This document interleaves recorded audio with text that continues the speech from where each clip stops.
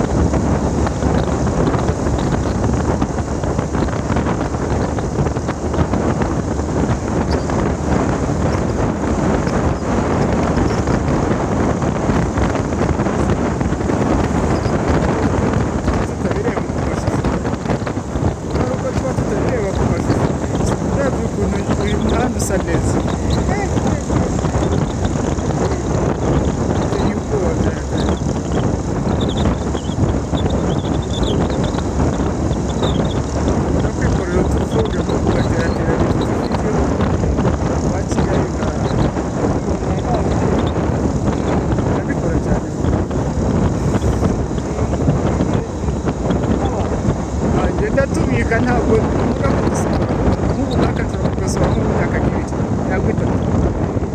Kigali murayizi ugasanga abantu benshi ntibayizi kanandikaho n'umwaka. Urukunda kudukoresha n'ura kuri marembo na twa documentary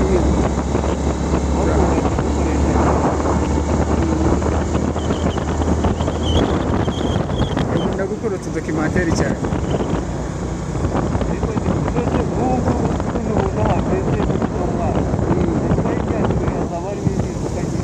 Hazaba hari impinduka nyinshi, niyo mpamvu nyine nawe ugashyiraho ugatungura abantu.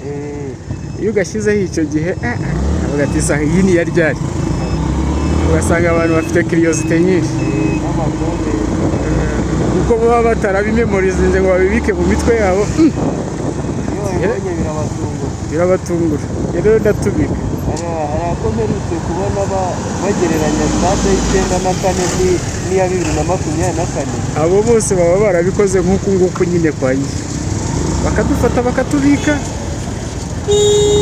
None uzi nka kariya batarakabitse suzi ngo kavahe.